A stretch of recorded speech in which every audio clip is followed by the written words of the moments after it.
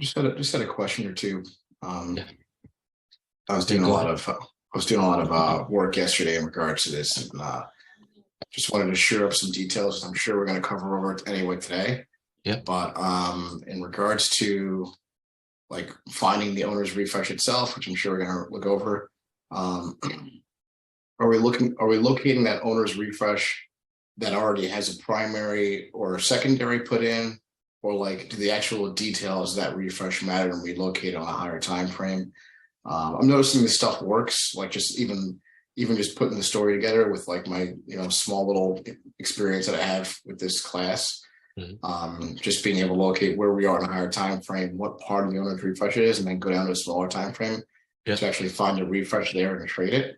Yeah. I even noticed in the futures market last night, and the price ripped down because a lot of time frames agreed with one another. Yeah. I just want to know like just a little more details on it. If we can go into it a little further today, I'm not sure if we are. Yeah, sure. So we are going to look at it a lot more in detail today, and then you let me know if there's anything specific that you were thinking about. We can talk about that. Got it. Yep. Okay. Well, let me quickly take on your trades. However, I do want to discuss a few pieces with you. So based on what we did yesterday, take it a bit further and say, what happens if you have so-and-so? What happens if you have so-and-so? So let's stop here.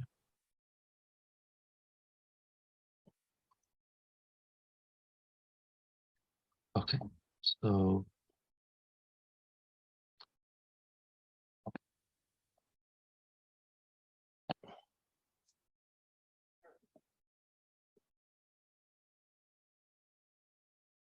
okay. Ryan? New Zealand USD. Or? Sell. Okay. And John?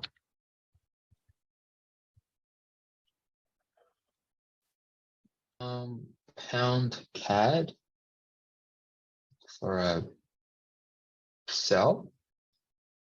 Okay.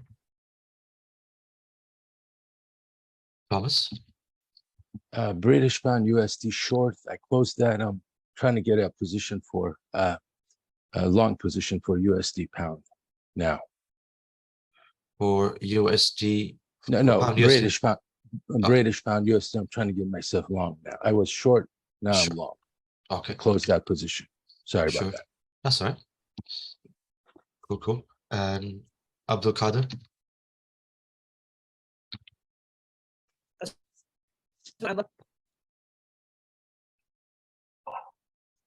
Abdul Kader, don't hear you so well. There's a lot of disturbance. If you can type your trade. I don't hear you so. Aussie USD. USD sell. Okay, I heard you. Heard you now. Thank you. Okay. And Yon? I don't know if it's Okay, New Zealand CAD for a buy. New Zealand CAD for a buy. Okay. Okay. And region.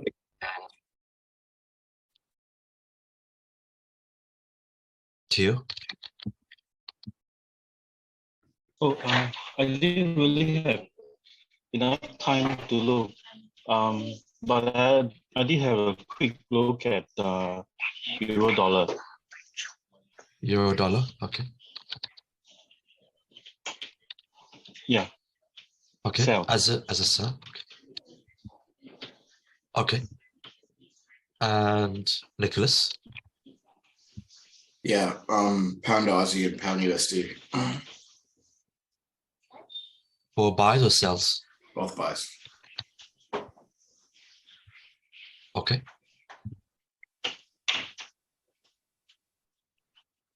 Paul? Okay. I didn't have enough time to check. I have just come back home. Yeah. But yesterday I had checked the Euro USD and I was planning for a buy. Euro USD. Okay. Sure. And Donald? I bought the euro pound, lost it though. So Euro pound. Okay. What?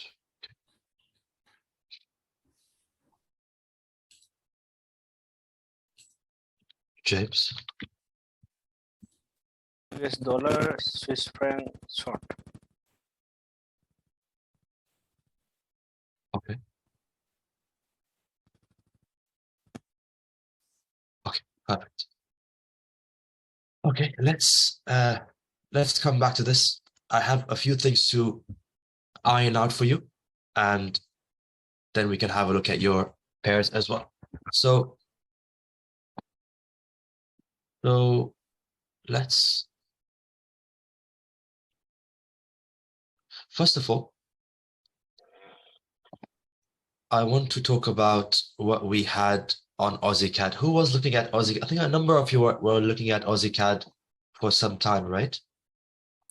I had that trade set up, and I actually drew my trap around the monthly line that we were supposed to be afraid of. My Okay. trap was there, and I was buying into it. So Okay, Kinda fun. that's really good, because at least we got the chance to look at a scenario where it's come to a level and it began to react, and you were looking at it as a setup and so on. So let's have a quick look. So remember how we said with Aussie CAD that first of all, we didn't like the way the whole piece was. We said it's such a messy sideways movement. It seems like Aussie and CAD have had a fight for the longest time, right? And then we say, all right, well, that's fine. However, we have a refresh, an owner's refresh on the highest time frame, but it's not a proper trend. It's a piece coming down that gives you an owner's refresh in a bigger piece. So it's not a trending market down and you have your owner's refresh at the bottom of it. It's not like that. So we said, whatever the case is, be careful for high or strong buyers kicking in every time a reaction needs to happen, right? So if I zoom into this right now, we say, okay, what do we have? We have our owner's refresh. And if we draw that trap properly, now that you know what we're looking at, if we draw that trap properly, what has happened is prices as primary has come down, and begins to break already. And then it begins to hold, pop down, come right back into the trap area, and then begin to drop below. And it's now reacting from that bottom trap people that we talked about yesterday, that you have to watch out for these people as well. Now, one thing to keep in mind that, and I'll talk about what happens when prices move away instantly from that trap. I'll come back to it in a minute. But that piece over here, the reaction over here, first of all, it showed that this area is very strong. So even if a sell begins to come back in, one needs to watch out at this area until it begins to say slow down and show there's no one here, or hold, showing that there's this trap is now not too strong. Then it becomes a different scenario. However, for now, it's still quite hot. Okay, so that being said, I just want to bring back your attention to how important is a trend on a smaller time frame, and how important it is to put that trend with the bigger piece, right? So we were looking at this piece over here, from here to here. this is the monthly. So the smaller time frames, like the 64 hours, they will show a strong move up. That's very normal. But if you have a strong move up and you say you take it as an uptrend, then you would always be buy biased. If you have stronger reactions from the sell from the top, you would be, first of all, you would be surprised. Secondly, you would still be saying, okay, now it's coming down, better price. Let me buy again. Let me buy again.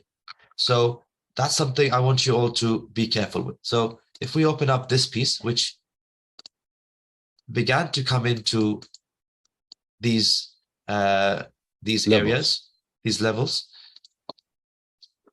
If we go to the 60 minutes and talk about what we were seeing earlier, I think we were seeing more so up to the price going up. Of course, we didn't see this piece coming down, but we saw this price going up, or this price trying to go up. And then when you look at the way it's going up, you say it's healthy. It's up, going strong. So let me do a quick buy. That's fine. Do your buys, but away from the trap or from the level, right? And that's one thing. Second thing is, I want you now to pay attention to this strong trend coming in. And if we go back to that monthly again, if that is simply a reaction from these people, which is showing a strong momentum up, right? Always, when you're looking at your smaller time frames and you say, okay, I have an uptrend, except for, or I have a strong move up, except for if it's that piece that I know of, or that now you know of. If it's that piece reacting from the bottom, that could come in strong and it could show me a strong uptrend, but then it's just a temporary move up. Does that make sense? Yes. Yeah, is everyone with me?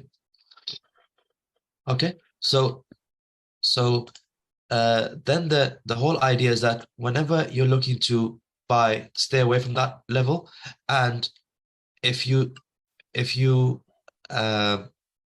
see these strong reactions, don't say that, oh, look, I'm getting a better price now, or more discount, let me buy it. No, none of that. And don't even say, let me buy it till here, because this is where the whole sellers could be kicking in, and you don't want to be buying while they are gearing up. Okay, so just as a post analysis, I thought we should talk about this, and talking about how levels are important and how it may look like an uptrend for the longest time and a strong uptrend, but in reality it's not. It's just a reaction coming to a level where it will get hit back at some point. Okay, all right. Now this piece here is that monthly where we have an owner's refresh, but we say we don't like it. It's not the best of owner's refreshes. Okay, let's compare this, for instance, with Aussie Swiss. Then we say, okay, we have an owner's refresh and it's towards the bottom of that trend. That's the stuff that we generally like, and not what we saw earlier. Yeah, so what happens, and if you have these, then, or if you have these owner's refreshes on your highest time frame, which is the monthly, in terms of how far up would you go to look for your owner, it's that monthly, then life becomes easier, because all you're doing is you're saying, from that monthly, any sells I'd like to do will be 2 time frames down. Even any counter trend buys I'd like to do, that'd be 2 time frames down. So the 2 time frame down for your entry makes life a lot easier, right? Why? Because you're looking at it from your owner's perspective at this stage. Okay, now let's have a look at it again, maybe on Aussie USD. And Aussie USD, we say, okay, we again don't like the way this owner's refresh has come in on the monthly. Why? Because it's not the lowest point. We have a low point here, so this piece coming down is within something else at the moment. But we say, all right, let's understand what we have and how could we at least sell to these areas if possible. So same thing, you've got your refresh coming in, you have your primary coming into your trap, and then your secondaries, your underside, all those, even that piece right now, all those you're looking at on 2 time frames down. So let's take one example. Let's take, for instance, this as an example, this piece as an example. And we say from that monthly, we go 2 time frames down to sell this. So 2 time frames down is daily. And daily, what it says is, it says you have a move down, you have an inability, you have a move down. You have your refresh over here, you mark your refresh or your trap over here. Now, one thing I'd like you all to pay attention to is, you know how we said, let's say you have a downtrend, and that downtrend is going on for a while, and then all of a sudden you begin to see a refresh comes in which is too strong, way too strong.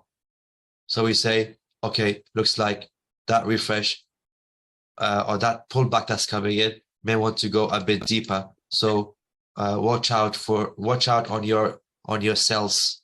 Your cells may not perform that well because the way the buyers have come in, or the way the refresh has come in, right? So that's where you say, okay, well, is it possible that I do a buy as a counter trend because I expect prices to come at least to here, if not violate and go even deeper. So the buys, the counter trend buy has more logic to it at this stage. Now, same thing happens when you all good with that? We've discussed that yesterday. Yeah. Now, the same thing happens when, let's say, going back to your Aussie USD on the monthly, you say, okay, I have a down piece coming in, I have an owner's refresh coming in for a sell, then I think, Abdul Qadir, I think there's a bit of noise from your end. I think it's from your end, but I may be wrong. Could you go mute, please? Thank you so much. Okay, so then we say, okay, we're coming back to that secondary piece that we want to sell, and let's go back to the daily on this.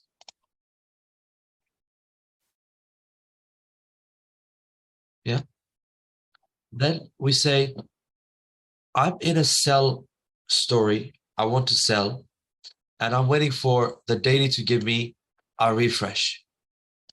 Now, keep one thing in mind, and same concept. The stronger the refresh comes in, the more we like it.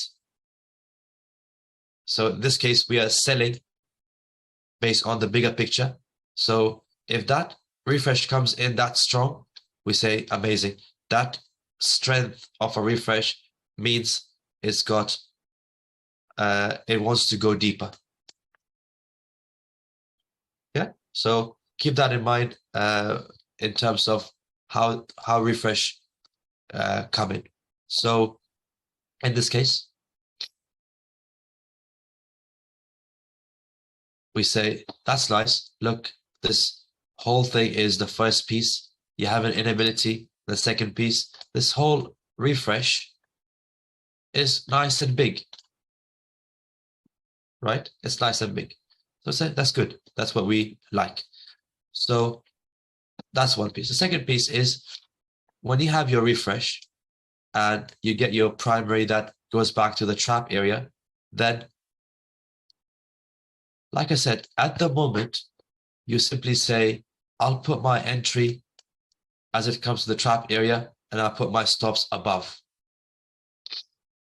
In the coming days, when you have mastered all this and you're comfortable with all this, then you say, can I stop this piece, this primary that's going up? Can I stop it on a smaller time frame? How would you play the smaller time frame on this? 60 minutes. 60 minutes. Yeah. Why? Yeah, Two because timeframes. exactly, because now you're looking at this ownership. This is also your owner. It's an entry owner for your monthly, but it's still an owner refresh. So you say, okay, well, if I want to keep that in mind and I want to further refine that daily, so you're basically saying, how do I trade the daily? In other words, how do I find my entry on the daily?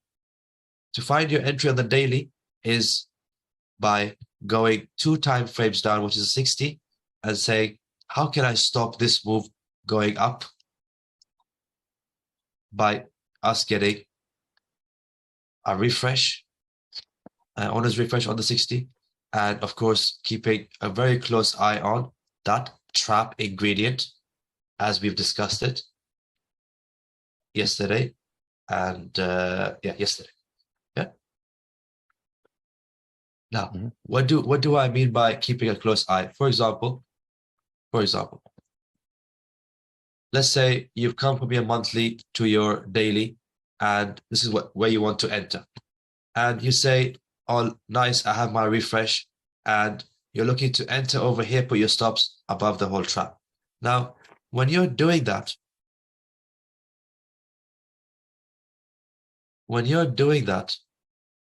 then you have basically already entered at the top before you even see how this trap reacts, or before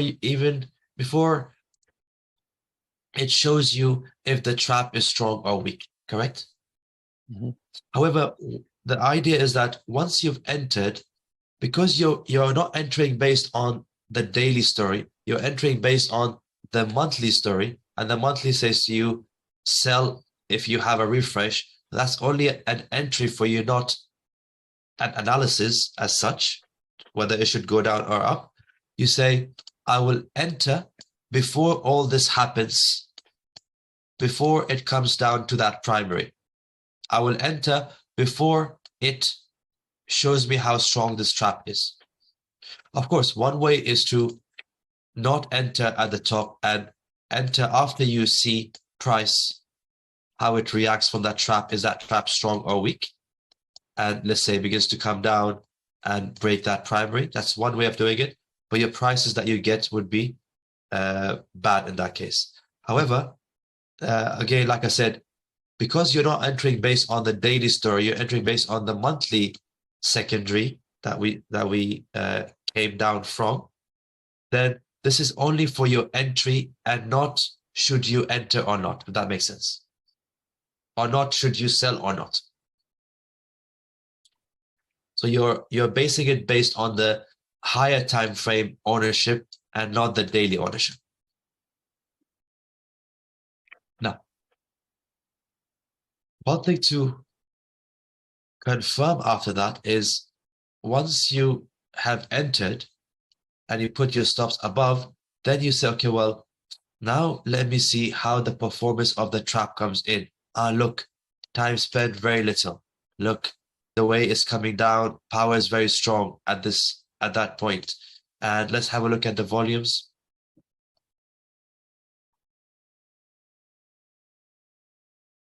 Volumes begins to show up at this point. So volume begins to show up at no. So let's zoom in. This is that volume over here before prices, or as it's touching that trap, right? This candle is touching the underside of the trap. And this is that candle, red candle, which is the lowest of the refresh. So as it's going up, this candle, the wick of it touches the trap, volume begins to go up a bit. Yeah. When you go to the next candle, it increases a bit more. So the volume does increase as it's touching that trap, which is a good thing for us. Yeah. It shows that the trap is strong. Why is it a good thing for us? Is because we want this trap to be strong, so our cells, so it could hold our cells and take it lower. So then what happens is you say, oh, very good. I'm already in the trade. I'm here right now. Everything lines up. Hold.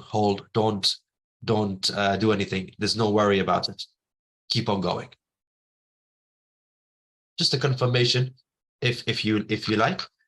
However, the whole idea is coming from a higher time frame compared to this time frame. Sorry for entry. Make sense? Yeah. I have a question regarding this pair. Yeah. Because Yes. Aussie USD sell.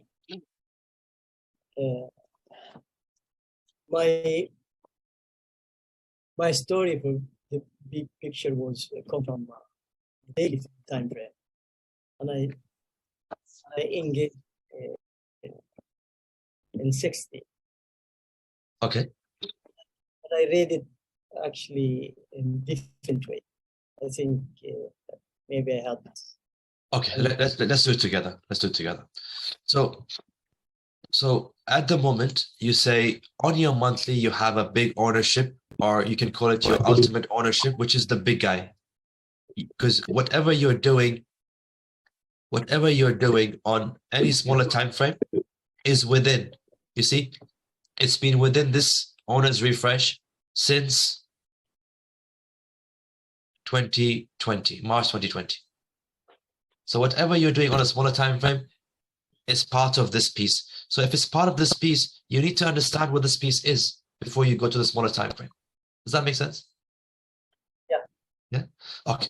So in that case, we say, all right, this is my refresh. This is my trap area. And prices begin to come down as primary. We say, okay, very good.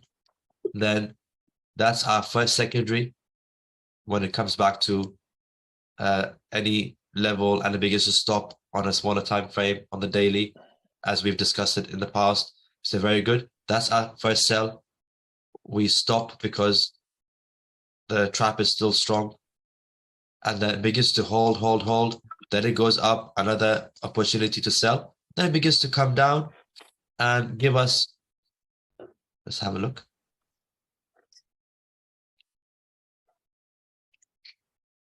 Yeah, come down, and this is where it begins to break below that trap, and that becomes your underside for the on market, and that becomes your on market sell, and then it begins to react from these areas to come higher.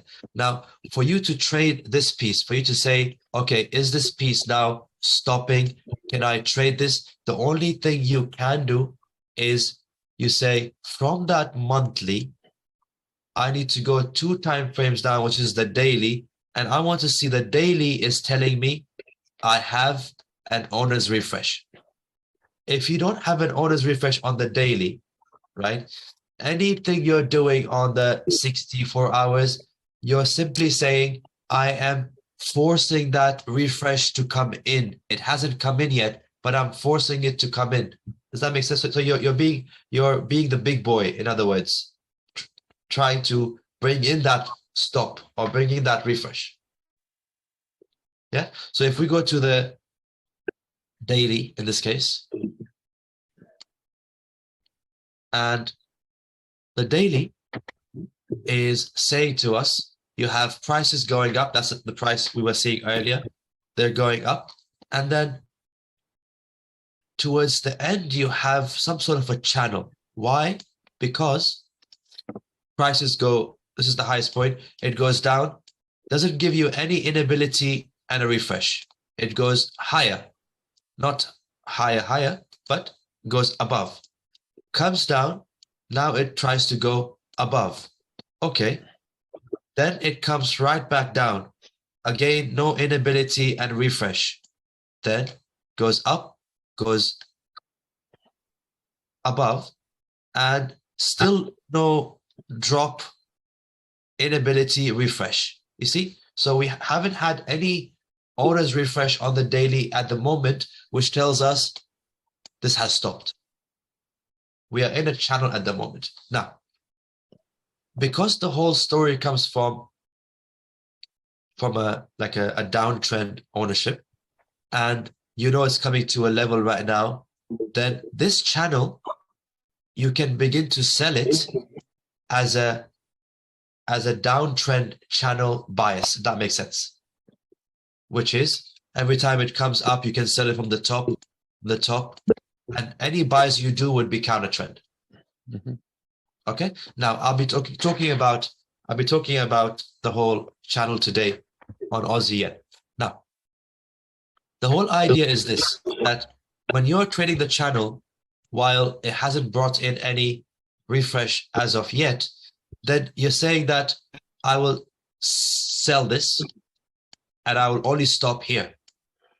I will sell this and I will only stop here. Why? Because you don't know when will it begin to break through that channel. You do know if, say, you're putting everything together with the correlation and the bigger story for all the pairs, you can begin to sense when it's coming. But to keep things simple right now, we say, let's just sell to the bottom of that channel trend in case it still wants to do a channel still. However, whenever it begins to break through that trend line or channel, that would be the beginning of your move down, your inability, your move down. Can I add something? Does that make sense, Abdul Qadir and everyone? Kavish. Yeah. Even Yes. me? Yes, go ahead, Abdul Qadir. This is what I meant from when I made the chart from daily perspective or time frame. I read it like this is a downtrend and this is a channel and this is a refresh and now it's channeling here. Okay. So I was waiting here to do a refresh the stuff, then maybe it can come down. No. So it's a point I'll be talking about on the Aussie Yen. What do we do with this? But I'll explain to you now. So right now, you cannot use the daily to say the daily is my owner. Why? Because the daily has not brought in any refresh at the moment. What you're trading is you're trading that channel right now with a sell bias because it's at a level already and the whole story is sell bias. So what you're really trading is these pieces on a much smaller time frame, but you're not saying the daily is my owner. You're simply going to a much smaller time frame to look for a smaller time frame owner. I'll talk about this in a minute. Yeah, but your daily has not brought in any owner right now. And I think you say that as well, Abdul Qadir. I heard you that the daily doesn't have any owner, but one thing to keep in mind that you're trading a channel on that daily right now. There's no owner, so you wouldn't know what time frame down should you go to trade this for your entry at this stage. Because you don't have any owner. If you had an owner, let's say an owner does come in now, then you say, perfect, an owner has come in. Now I go from that daily, I go to the 60 to trade this, correct? Yes. Yeah. But up until an owner hasn't come in, you're trading a channel trade, and I'll talk about it in a minute. That Thank you. what do you do? Yes, no worries. But in theory, don't we have an owner to the upside? Or am I just messing like my? How the upside? No, I mean, just like, and that's like, I guess that's one of the questions I have before the calls. Like, when is the owner confirmed? Like, are we looking for? Let me just draw it real quick. Like, isn't this our is here to there? Like, wouldn't this trap area be the owner up, right? Like, does that make sense? So yes, but let's go back one step. So yeah, let's go back one step.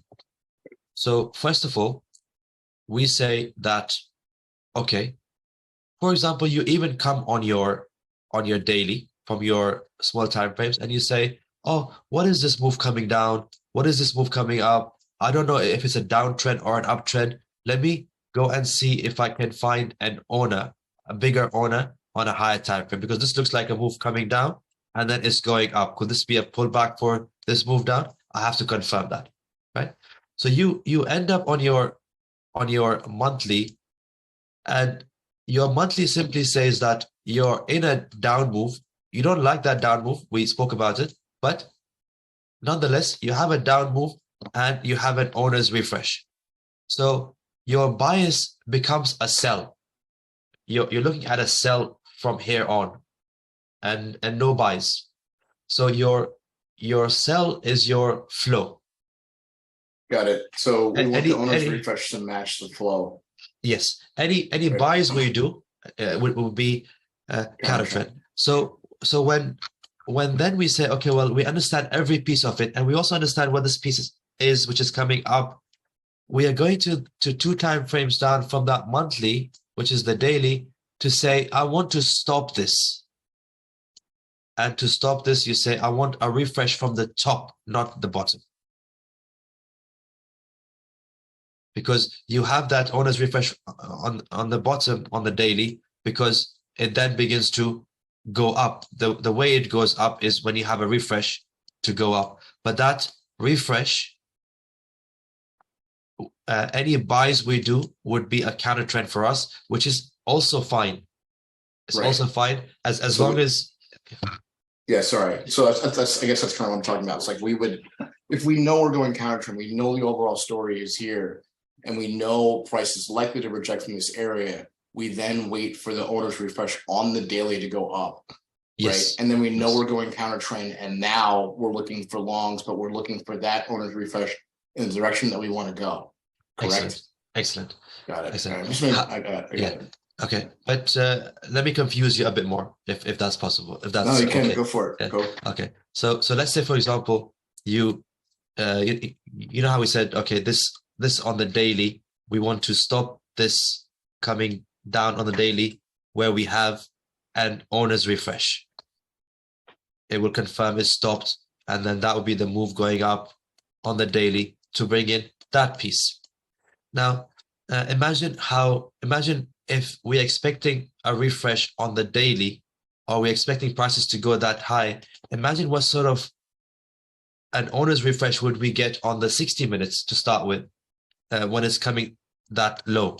You'll have, say, refreshes on 60, which may come in very strong to tell you that, okay, I'm coming in for a higher time frame story and not the 60. So expect a deep move up. That makes sense. Does that make sense? If it doesn't make sense, leave it. It doesn't matter. But I'm just trying to make you think about the smaller time frames as well as the daily. But the whole idea is that for a daily refresh to come in, then your smaller time frames from that Have to do a daily refresh. would have to do a stronger refresh. Right, and then we'd see price action from there, but are we basically looking to go off a retest, or we might not even get one based on how strong it is? Yes, Is that correct? exactly. Ali, sorry, can you repeat my friend's point? Because I think he did a good point, but I couldn't hear it. Which point? What's just he said now? Because I still confused about Which you said. which bit is confusing you, and Abdul Qadir? Nicholas, You use your annotation so we can talk about it. I'm talking about the owner. The owner. This why would we, for example, in this example, why would we choose monthly time frame instead of daily time frame when it shows like when it both shows the same? I mean, Okay. So yes. sure. So let's talk about this. So let's say you come from your smaller time frames, and then you end up on the daily. Now, if your daily says to you that you have a refresh, right?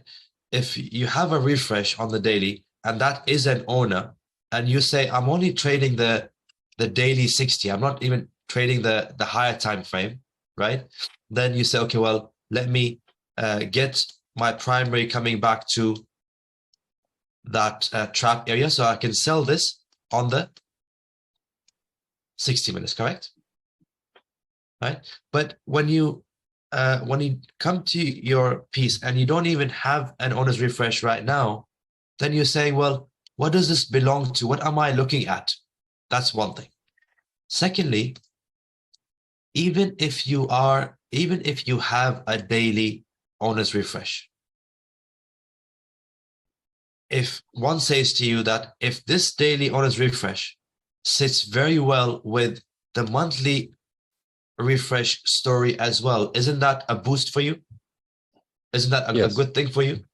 Yes. Right. So if you can line these refreshes alongside and say, look, my dailies is going with the monthly story, with the monthly owner. My 60 is now also going with the daily and the monthly. Then you end up having an eclipse, basically. Right? Yeah. So that's what we're trying to do. However, if you, let's say you have your daily refresh coming in, and you have your primary comes back, and you're selling this.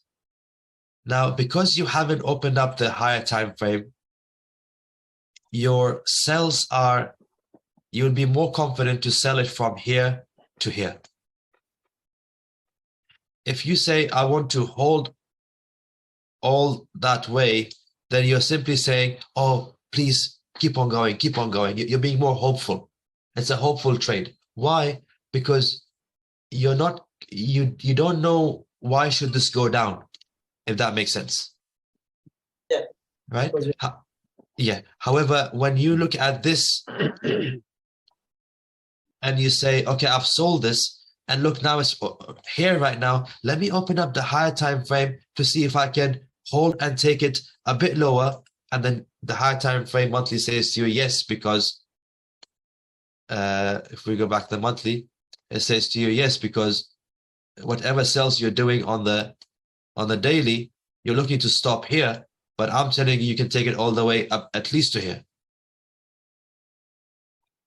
Why? Because now you're using the monthly ownership and saying that based on the monthly, my targets are a bit further. Why do I stop based on the daily? Yeah. So that's it's all about you see, it's all about, again, I keep on mentioning this, that you have a $10 million account that you're trading. If, as a professional trader, if you don't know why a move is going to come in, then first of all, it doesn't look good on a professional trader, because if someone asks, why do you think it's coming down? And that person says, oh, I'm just, I hope it goes. Secondly, one would not be able to repeat it again the next day.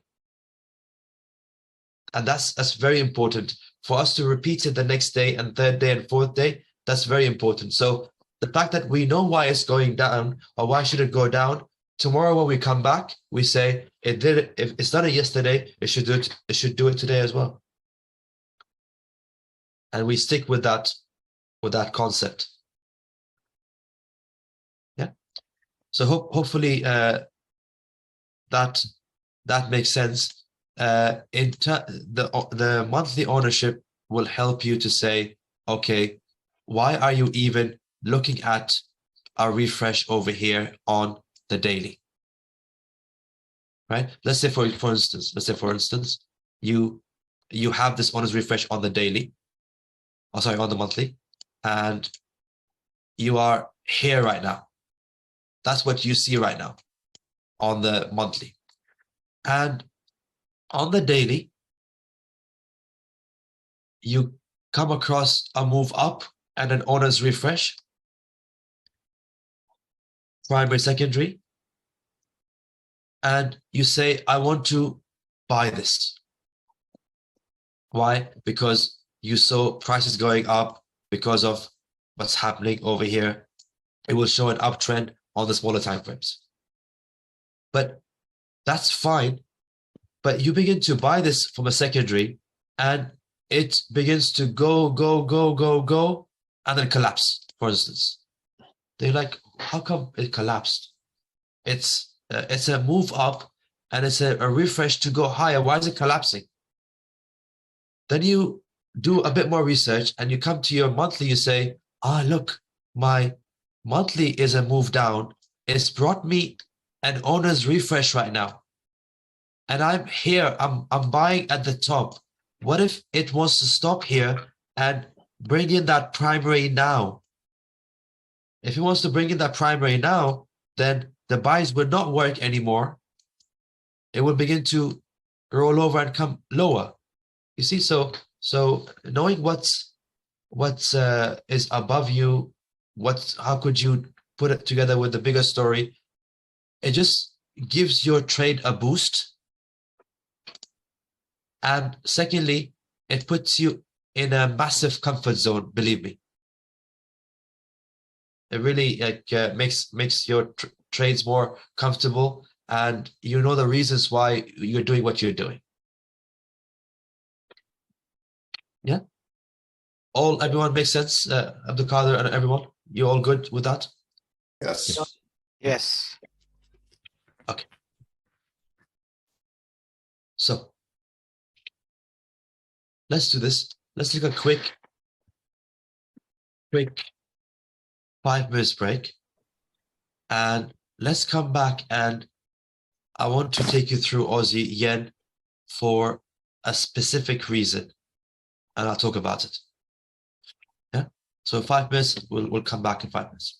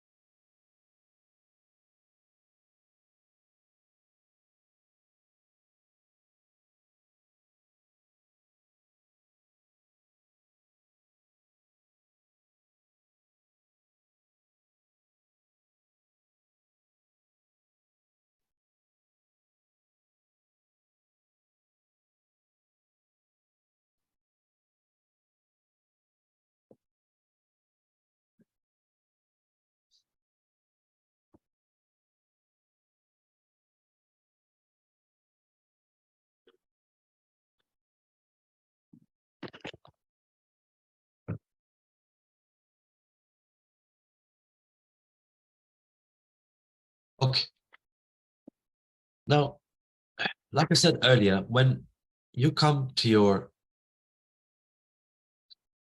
ultimate time frame, which is your monthly, and you find your owner's refresh, you say, very good, that makes life easier. And that becomes your scenario one where you have an owner on a higher time frame. So why it makes it easier? Because you know what exactly is happening, and you know what time frame down do you need to go to enter. All that becomes simpler. What happens if you come to you're doing your analysis and you come to your highest time frame and you don't have any owner's refresh? You have maybe a big range or a channel or some sort. Then what do? You don't have an owner's refresh to deal with it. What do? So that's something to keep in mind. And let's do Aussie yen. It will help understand that piece a bit more. So now I am going to go a bit quicker on the smaller time frames all the way up, because you all have an idea what we're looking for and why we go to the higher time frame. But let's start it from the 60, and we say, okay, on the 60, we can see prices coming down with big gaps. So already it's telling us that it belongs to a much higher time frame, even while being on 60. So we say, all right, that's fine. But comes down, goes deep in. There's something over here. Is it doing an underside of that piece before it comes down? Okay, it does come down, and then begins to go sideways, pop up, and now it's on the other side. So you're saying, what is this piece? Is that a pullback? But is that a downtrend? You see, so you're not able to very quickly say, yes, I have a downtrend, or yes, I have this. It's still something that you say, I can't build a bias, and that's fine. You say, all right, in that case, because it comes from a higher time frame and I cannot come up with a bias, I'll simply go to the higher time frame so I can look for that trend. I'll go to the 4 hours so I can look for that trend. Where is that trend? Yeah. So we say, all right, let's just move away from that hourly. Let's go to the 4 hours. 4 hours begins to show you a bigger piece. You say, all right, what is this move coming down? I still have plenty of big gaps. What is this rolling over for a while and it's holding over here? Okay, I'm not going to waste my time over here. It belongs to a much higher time frame. There is some sort of a move coming down. Am I a sell bias? I cannot be 100% sure. Let me go to the higher time frames to get that trend. So far, you don't have any bias, and that's fine because it belongs to a much higher time frame. That's why it's not giving you any clues, any proper clues. So, all right, you come to your daily, and things begin to look a bit neater. Yeah. So we say, all right, what do we have on the daily? Daily is telling us that we have a move going up. Okay, let's understand this move going up, where at one point there is a move that's coming down. It goes up high, but it comes down very deep as well. All right, what could that be? Okay, if that's a deep move down, then if I have more deep moves down, looks like I'm in a channel, right? Yeah, are you all with me so far? Yes. Yeah. Okay, looks like we have a channel. However, it does this, begins to hold, and then launch. Now, when that happens, whenever you have a launch and you have these pieces, you say, could this be some sort of a hold, a sideways movement on a higher time frame that I cannot see the remaining bits of it, but some sort of a sideways movement, and that's a break out of that sideways movement, a break out of that range. possible. Let's just take it as an assumption, but it's possible, right? Now, if that is the case, if this is a sideways movement and that's a break of that range, then it's got a higher chance to come back to that range first before it launches. Except if while it's breaking up, it breaks another level on its way. It could simply use that and go higher and not come in to that range itself. So we say, okay, we need to confirm if this is a range. That's first thing. And we need to confirm as it's breaking up, is there a level so we know how deep it needs to come in to before it begins to launch again. Now, whatever the case is, after that, it begins to create some sort of a channel, and I'll talk about it in a minute. Let's go to the weekly, one time frame higher, so we can confirm these pieces and understand, okay, we have, at the same time, we have a channel coming in. Is that channel, well, that channel is a sign of a slowdown, right? Sign of a slowdown. Someone is slowing it down from the top, so there needs to be a level at the top that's slowing it down. Then we say the only piece that we have to answer is that a down moving channel, so we are more sell biased, or an up moving channel, so we are more buy biased? Yeah, so we say if this really is an uptrend, even when we go to the higher time frame, then it becomes an uptrend bias, and that channel becomes a buy bias. Okay, so you already can see that even on the daily, you still have plenty of gaps. So it still belongs to a much higher time frame. But we are piece by piece trying to solve the problem or the chart. Now, let's go to the weekly so we can understand what we're dealing with. Okay, weekly. First of all, that launch is of a sideways movement. That's good. That's good. And when it launches, it does break a level above. So that's interesting because it now doesn't need to come all the way down. It could just use any of this area before it goes higher. Yeah, everyone good so far? Yeah. Okay. Now, the question is, we have a channel at the top. We cannot see the level yet, so we have to go to the higher time frame to find that. So we will. But the question is, what is this move coming down and then going up straight away? Now, I want you all to pay attention to this and the way it's done, what it's done. You have a move coming down. That's a clear move coming down, and there's a gap over here, but it eventually drops down. If it's a proper downtrend, then generally what you see is when you have prices coming into your seller's territory, at least initially it will try, and then it will go up. It will get trapped. However, in this case, it simply launches. It's just going up so strong in a downtrend. You're saying that doesn't make sense. Now, it makes sense if this bigger piece is some sort of a range or a channel. Why? Because in a range or a channel, even though the sellers are bringing the price down, the buyer says, I want it, and the buyer is equally strong and takes it high and strong.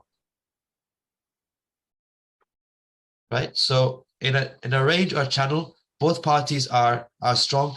could this be a bigger range or channel where this buyer comes in as if there's no seller at all? Is that what's happening? We can confirm that. So we can confirm that on one time frame higher, what this piece is, and where is that level above that channel. Everyone's good so far? Before I go to the monthly? Okay. Now, what would be ideal if the monthly showed us an owner's refresh? We say nice and easy, right? But looking at all these pieces, we may not have an owner's refresh, but we'll have a look. Monthly shows us a huge sideways movements, a huge range. Why huge? Because even as part of that range, you have huge gaps, as if it belongs to, I don't know, like a 5-year chart, and not even 1 year, right? It's just too big. Now, yes, you can see there's some sort of a move coming down. If we go to the higher time frame, coming down. Why? Because you can see your MA coming from the top, and this is your lowest price at one point. There could have been a massive drop. That's why price was so far away from that MA. But we say, whatever the case is, we are in this huge channel, sorry, this huge range anyway. So there's no point looking at what's above us. However, on the weekly, you see how we said, what is this price coming down? And then it's coming up right away.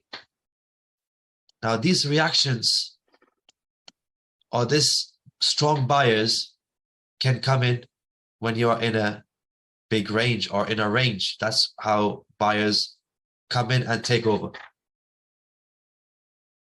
Yeah. So you could see this, you could see this. It just comes in and takes over. So what we're saying is that as part of this huge range, what's happened is we've got a move going up and then it comes down. Goes up, comes down. Goes up, comes down. Right now it's going up. And we have a channel at the top. And that channel is being slowed down by this piece over here. So whatever is prior to this channel is an uptrend, correct? Yes. Correct. Now, an uptrend, which we say, okay, prices maybe they will stop here at the top of the range, or maybe it will launch, or maybe it will simply begin to go up and break through this area and then collapse. Whatever the case is, we say we don't even want to go above this channel to start with. We are only here to understand, is this channel an up move channel or a down move channel? So we can get our bias, right? So we're not even breaking above this channel itself. Now, what does that mean? It means that because of this move up and because of where it is in that big range, we say the way we will trade this range, this channel, is we will go in with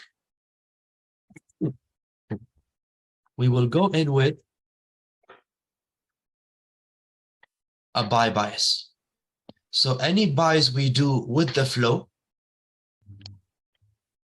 would be with the flow, and any sells we do would be counter trend.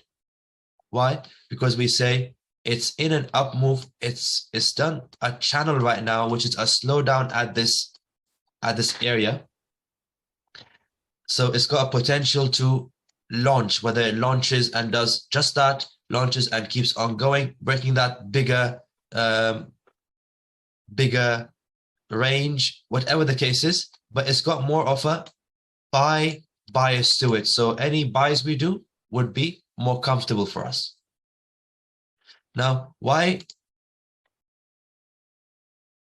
do we think that this is more buy biased?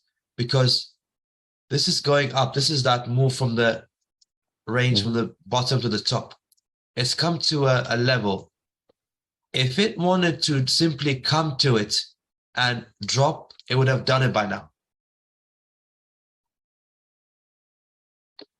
The question is, why is it coming up to something and then it's doing a channel? It's slowing it down as if it's eating up this level before it launches.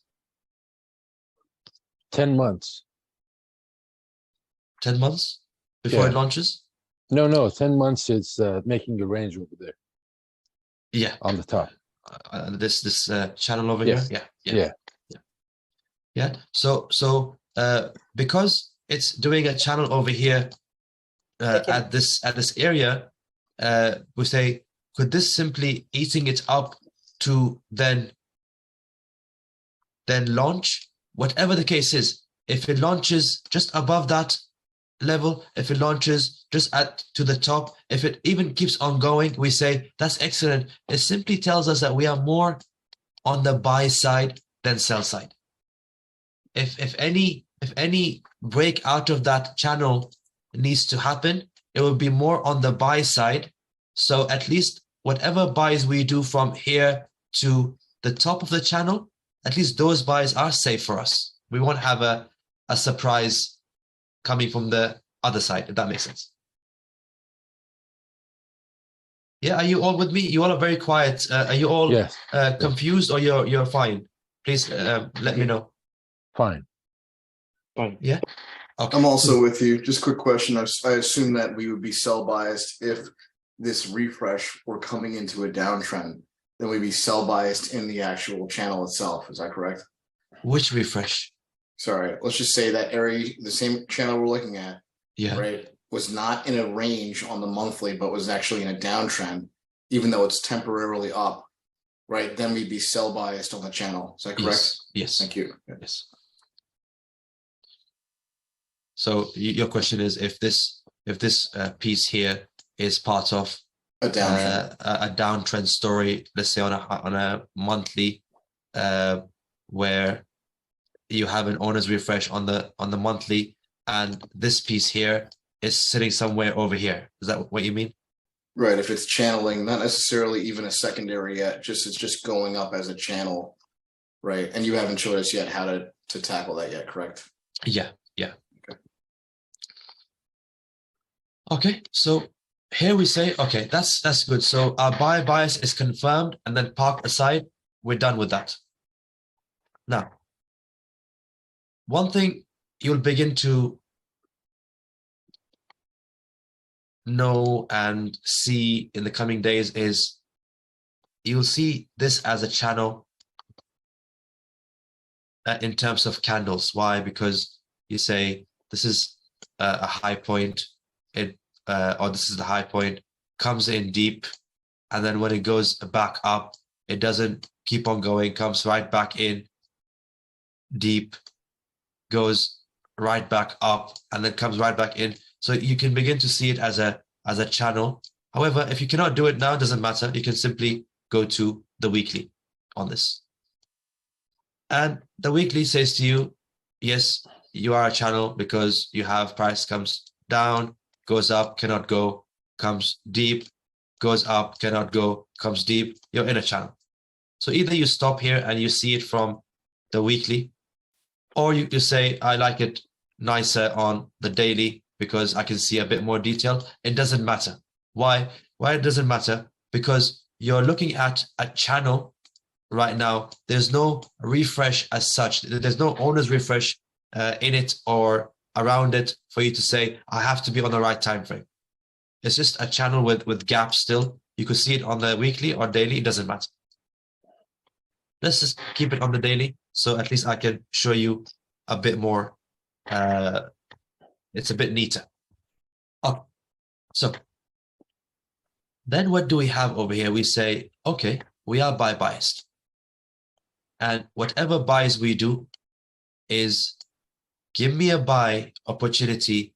I'll talk about what this piece is in a minute. So how do you tackle the very first piece before the channel begins to form, right? But let's say a channel is confirmed because it comes down, cannot launch. Now it's coming in deep. You say, I want to buy these and take it up, but I don't want to launch because I don't know if it's going to launch or not.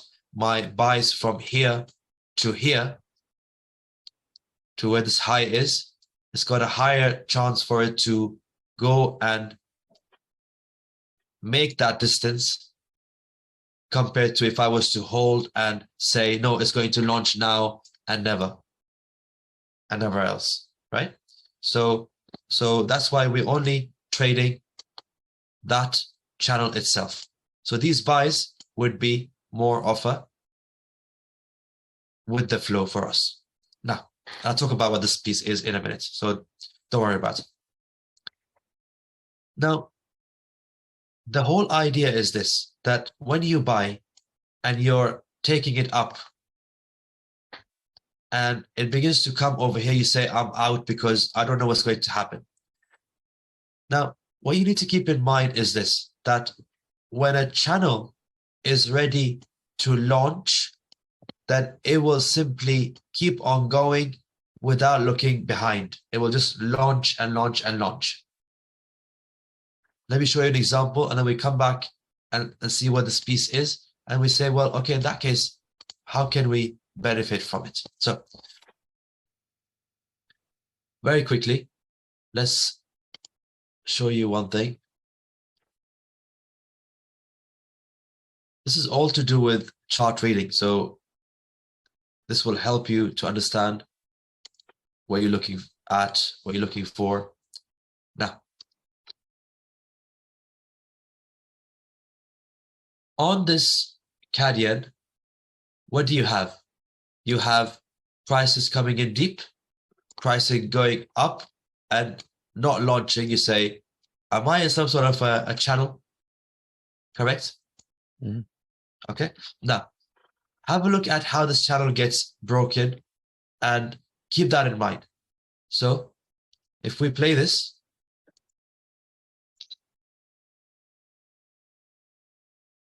you see, it begins to launch, goes above that previous high of that channel, but it begins to launch and it just never looks back. It's a rocket launch, right? A proper shoot up. So when you have a buy bias, this is a buy bias example I'm showing you, but when you have a buy bias channel, when it launches, it just goes. However, keeping this in mind, you say, then what if it tries to go up and then completely rejects? What can I do with that? Let's go back to that Aussie yen again, which is you're in that channel. This is your highest point, and then you're buying. You're buying. You don't know if it's going to launch or not. You say, I'll just stop here, just above or just before that previous high. And then you wait. You say, if it launches, then job done. It's out of that channel. Now it's an uptrend, proper uptrend. However, if it goes up slightly above that previous high and it completely rejects and comes down, you're simply saying that this channel is still intact. There's a high chance that it begins to come back to the bottom of that trend line again. So you have a sell opportunity coming all the way down to this area. Yes, it becomes a counter trend sell, but it's a good one.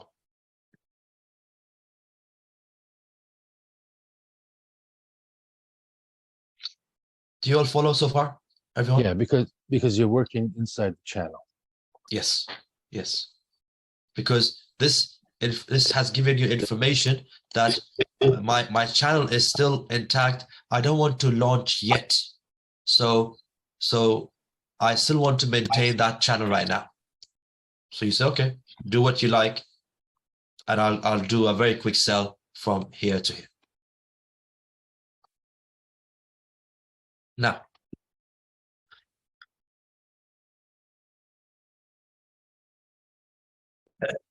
so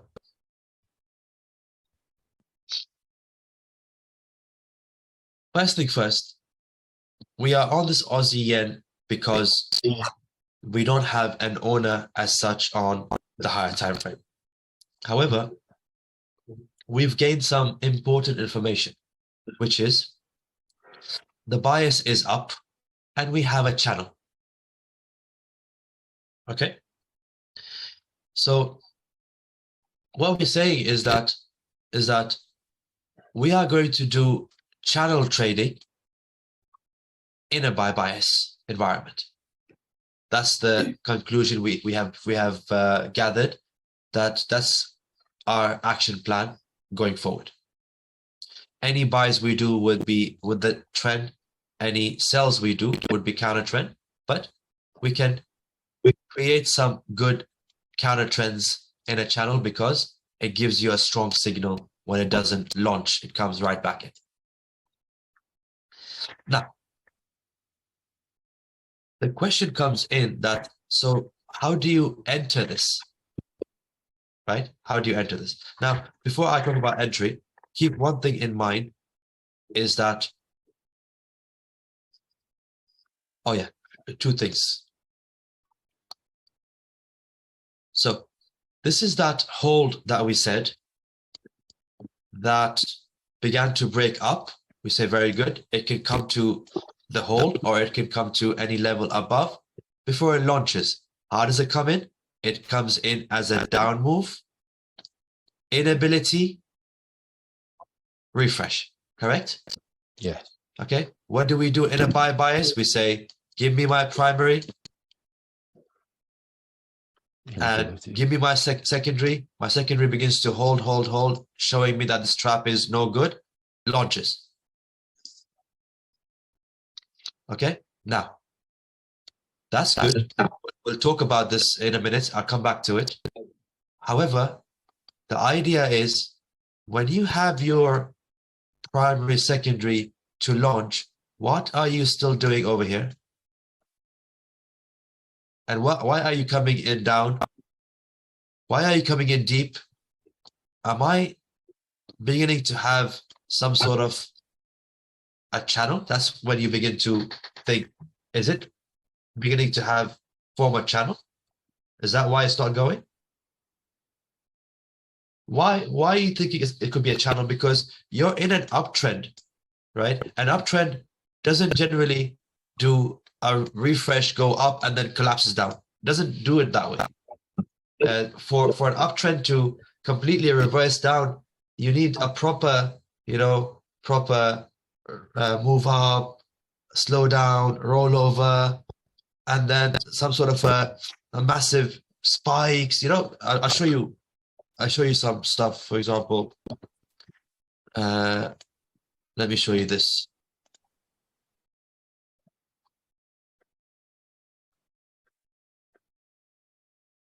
For instance, you have this move going up. Oh, look, goes all the way up, comes right back down. That's a massive, say, move. This is during COVID as well, right? And then begins to come right back down.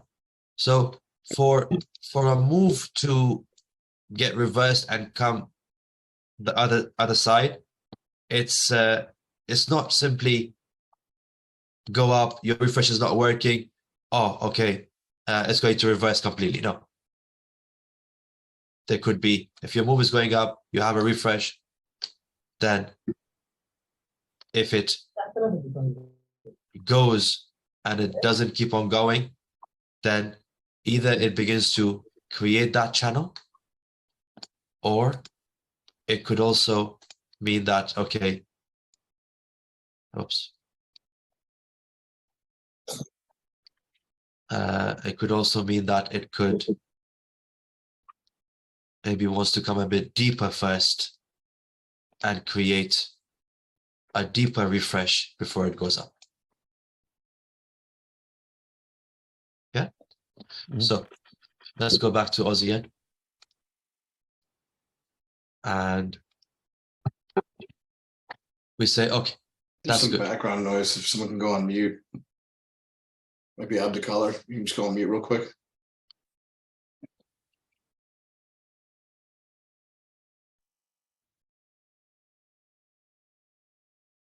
Maybe he's away from his desk. 1 second. Okay. Okay, so now all that is good. All that is to do with okay, your chart reading and so on.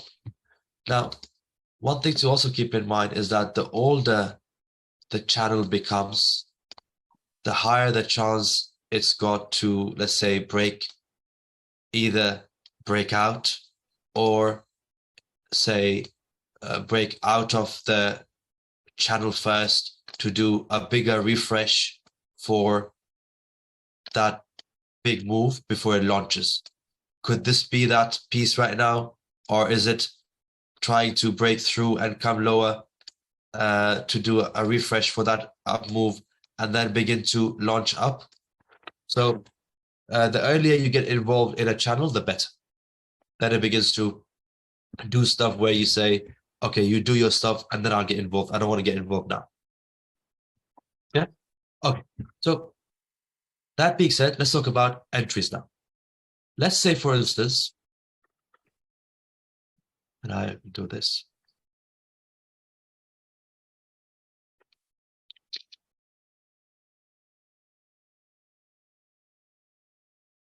Let's say, for instance, you have this and prices are over here right now. You're over here right now. And you say, oh, nice, look, I missed that. I missed that buy. I could have done buy at the bottom and take it all the way up to that high. You say, okay, that's fine. Let me get involved, see if I can get involved now and do a buy and take it higher. Yeah. So you say, all right.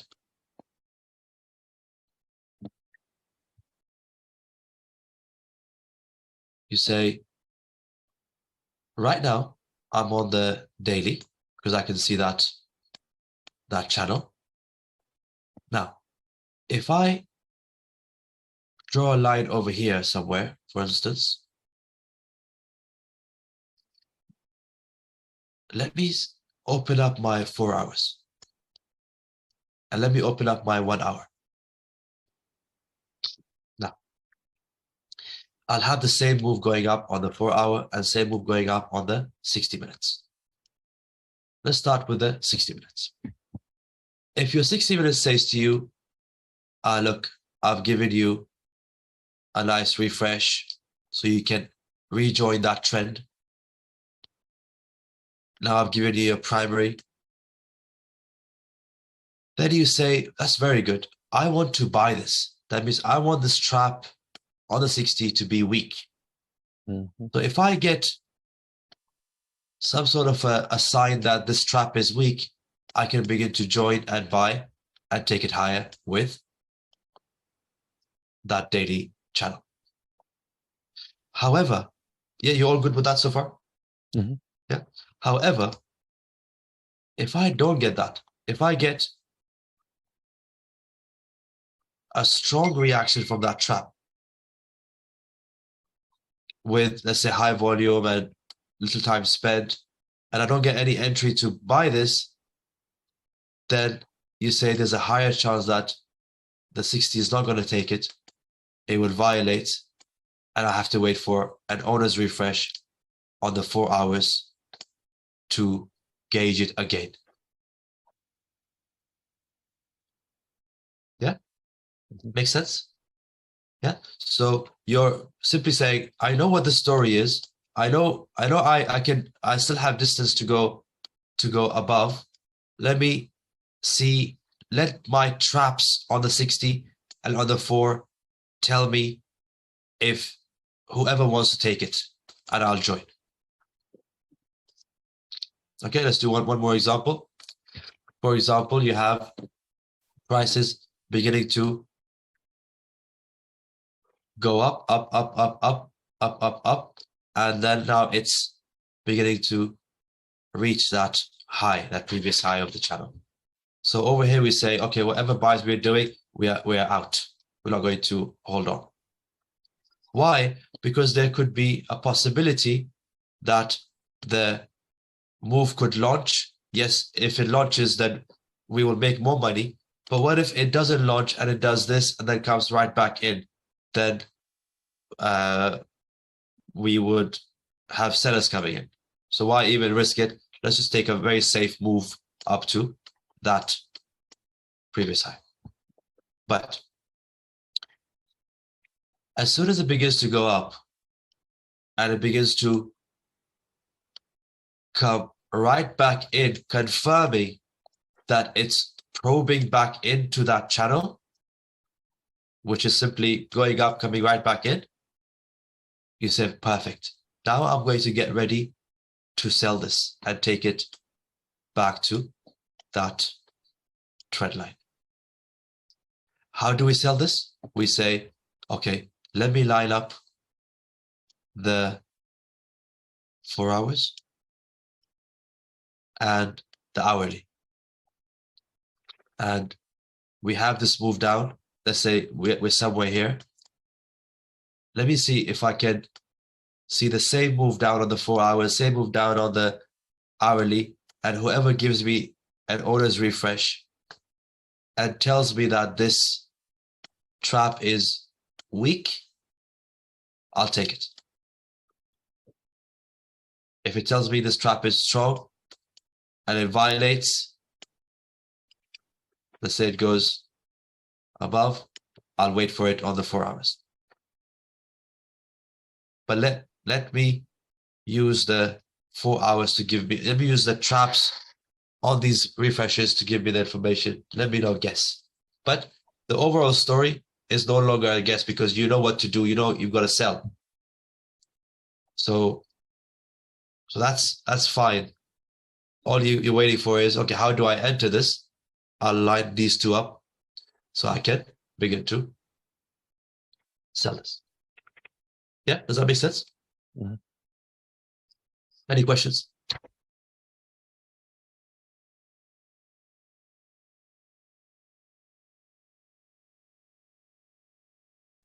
I have a question. Do we use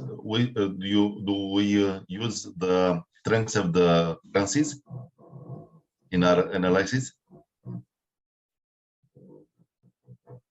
Yon, what's that? I didn't hear you properly. Yeah, if we use in our analysis the strengths of the currencies, like in urban forex. Oh yes, that I'll talk about tomorrow. Okay. Yeah, when we do correlation, yeah, I'll talk about it tomorrow. Okay, thank you. No worries. Ali, I think it's like, I understand that unless we don't have the owner, we don't see the owner in the chart, we can trade just the channel or if it's channel or range. Range, thank you. Yes. But if you want to trade as we used to, you have to get the, and in order to do that, we have to go back to the time frame, bigger time frames, till we get the owner. I heard what you said about the channel. If you want to do what? I missed that bit. It wasn't clear. To trade like we used to do, I mean, we can do it until we get the owner in order to do that, we have to go back to the higher time frames until we get the trap, the owner Yeah. trap. Yeah, so exactly. So this is, you say, okay, on the daily I have a channel, and I don't have an owner on the daily either. So what do I do? You say, okay, I'm gonna trade it as a channel trade. Then you say, okay, well, can I go to the higher time frames? Can I reduce these gaps and find that owner? And I want to find that owner maximum at the monthly. If I do, then that'd be good. Just like how we have on the Aussie USD. You see on the Aussie USD,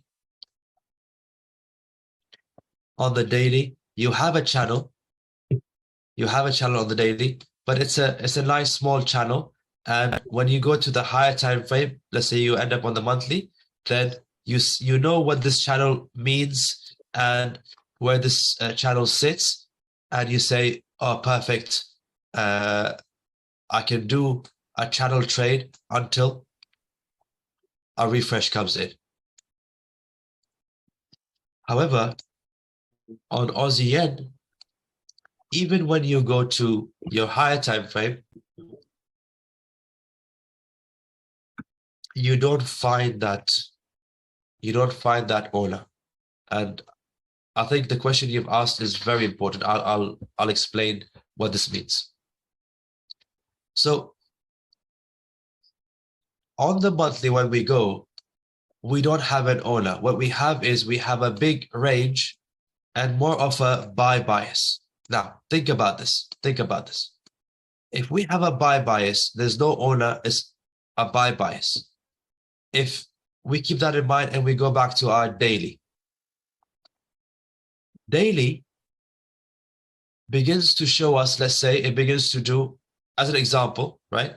Begins to break through this channel and give us a refresh.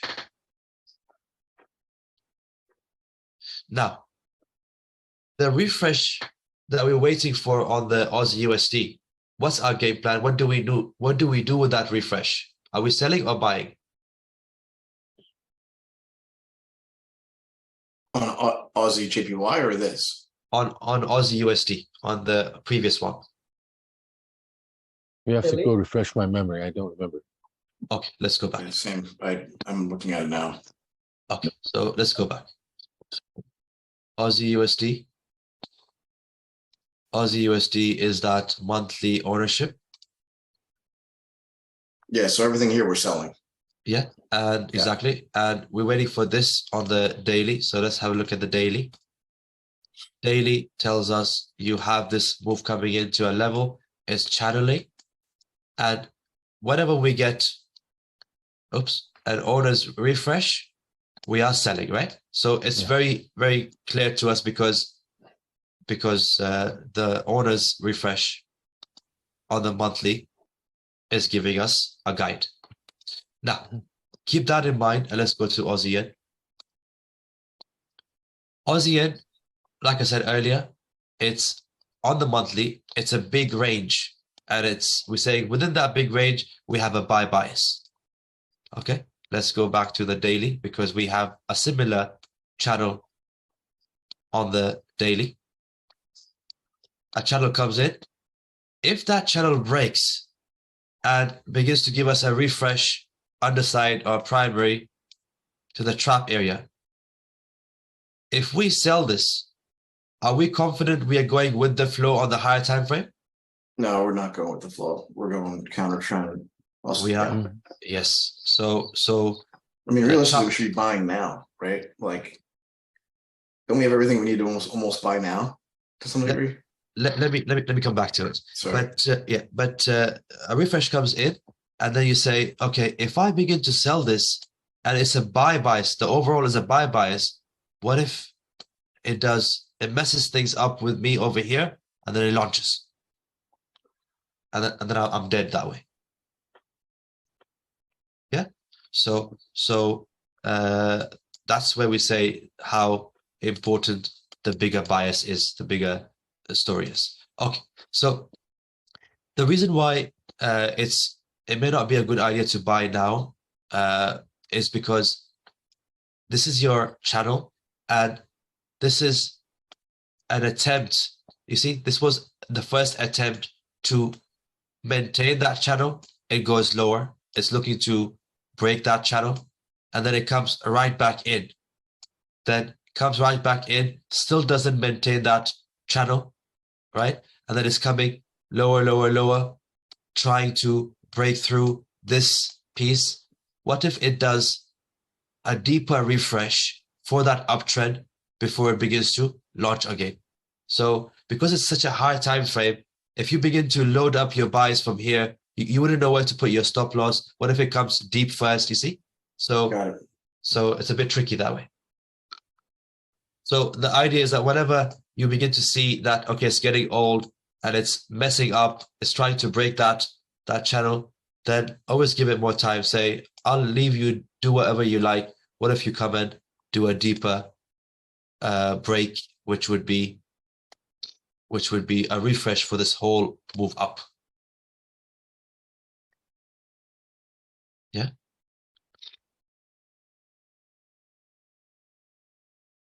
Yeah. Okay. Makes sense, everyone? Does that bring things together for you? Yes. Yeah. Okay. Let's take a quick 10 minutes break. We'll come back and I want to talk about this piece. Yeah.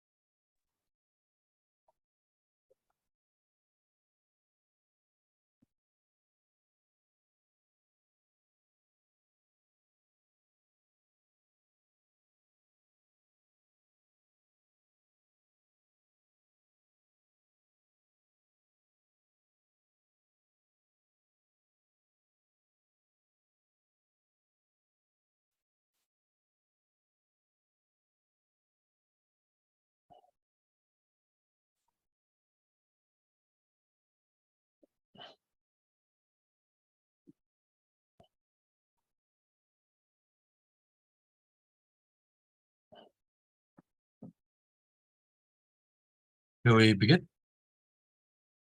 Yes. Yeah.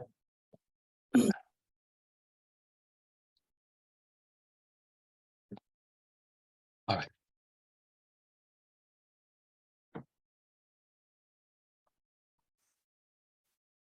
Now,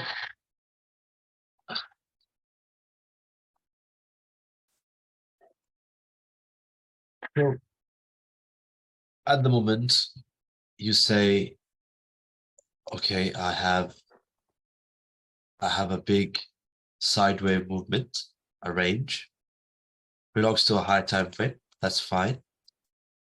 But it is a strong break out of that sideways movement. So you say the likelihood of prices coming down first before it launches is high. You're in an uptrend. You know it's a buy bias. We've checked that. Then you say, all right. So chances of it coming down is high, so I'll keep that in mind. Then you have this price going up. That's the highest point. And then it begins to come in very strong. See that first move down is extremely strong. This is a daily move. Many days of coming down. That will show you a proper downtrend on the smaller time frames, your 4 hours and your 60. Yeah. So you say, this is really good. Now, if you know your targets are whether this range or slightly higher based on if there's any level broken on its way, you say, can I get involved in that move down as a counter trend though? You're selling it with a purpose over here, which is there's a higher chance it can come to somewhere below. Okay, look at how the first move has come in. It's come in very strong. This is that inability, right? And then the refresh is still meant to come in because they haven't yet touched any of the levels that you wanted to touch. So can you get involved in that refresh, or can you get involved creating that refresh? If price is simply doing an inability right now, can you sell that inability back to here? If not, creating a refresh. Are you all with me so far? Yes. It's a counter trend, but it's a counter trend with lots of, say, important reasons. You're putting in important reasons to say, I'm only doing it because of so-and-so reasons. Yeah. Now, keep one thing in mind. Whenever a strong move comes in and they get their discount, they will hit it back. They will hit it back. Let's have a look at this move coming down.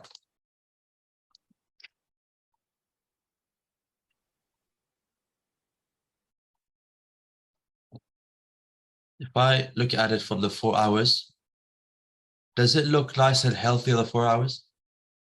Yes. Yes. If we look at this on the 60 minutes, does it look nice and healthy on 60 minutes? Yeah. Why do we say nice and healthy? It's because every time it drops, does a pullback or let's say a reaction, drops. When it does reaction, they don't come back deep. They don't even come back to the SNR. They don't even come back deep into that before they go down. They're so far away.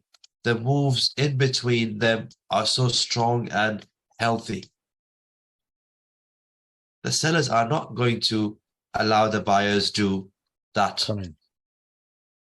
Yeah. So if they do come in deep, they will hit it back down. That's the game plan for them. Even if they don't want to take it any lower, but if they get a discount, they will hit it back at least to here, if not lower. Okay. So we say, okay, let's let's entertain the idea of selling it back to that level we saw on the weekly or over here. Let's see how far it can come to, but we have to get a discount first before we sell it.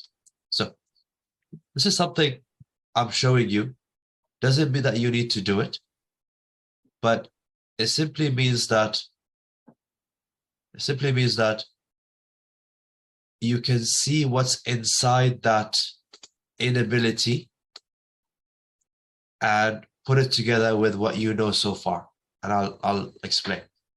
Yeah, it's simply something for you to understand where these pieces sit, what's inside what, and you can park it and not even do anything with it, but at least you have the knowledge that something sits inside it, and I need to know what that is. Okay. Now, keep one thing in mind, that if you get a drop and if you get an inability and you already have a refresh and then you're getting your primary and then you're selling it to say, oh no, it will still come down, that's a bit riskier because you are in that uptrend.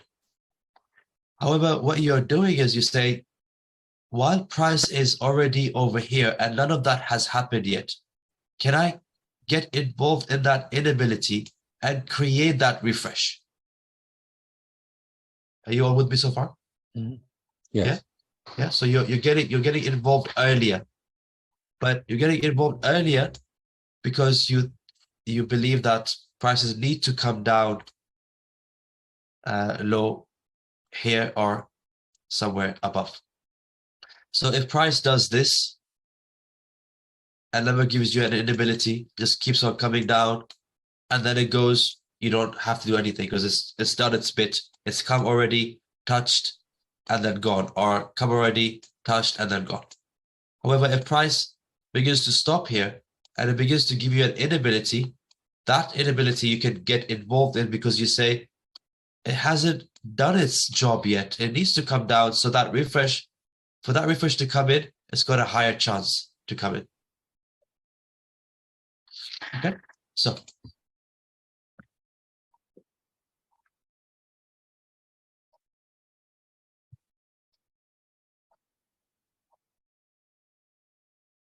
now keep this in mind on the daily. This is how it looks. You have a move down, a strong move down, and then you have a push up, push a bit higher. Keep that in mind, and then let's see how this looks on the smaller time frame. I'll simply start with the 60, and I'll also show you 4 hours. So 60 minutes. What I'll do here, this is that 60 minutes. I'll draw that daily over here so you all have an idea how it looks. Yeah, that's the drop and that's the inability coming in. Now, on the daily, what do you see? On the daily, you see that trending market down, or that strong move coming down. That's the lowest point. What do you think you have after that?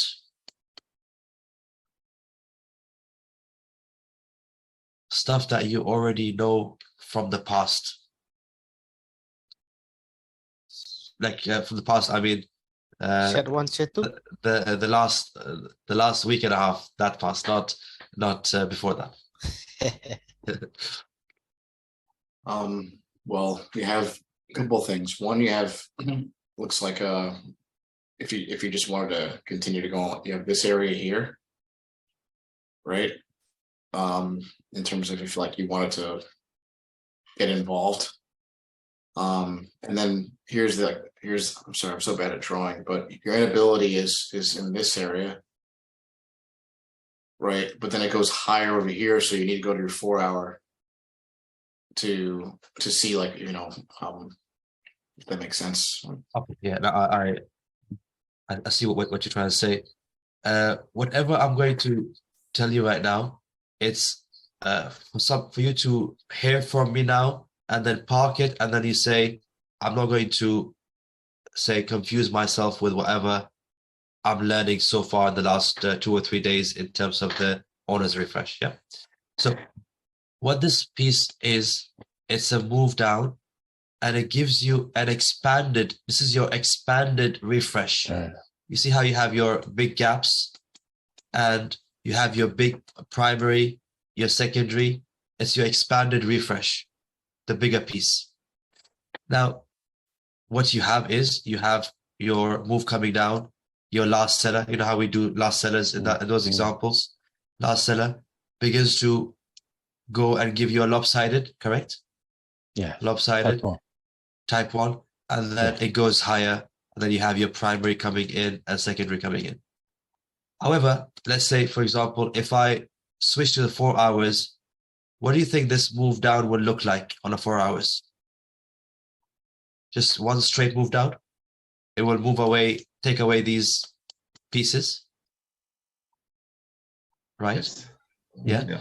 And then what do you think this would look like holding below that piece? Inability for it to go down.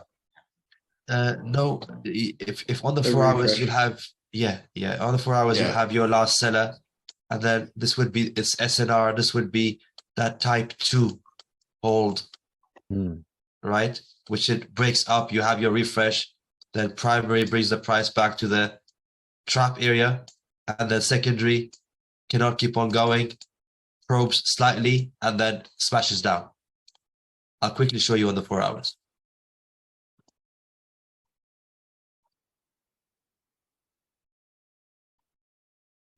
That's the move down. This is your last seller that comes down, begins to come up, holds as a type 2.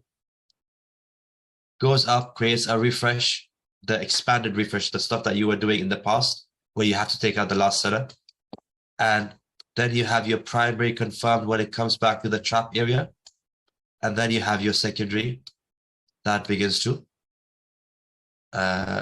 hopefully drop down. Yeah.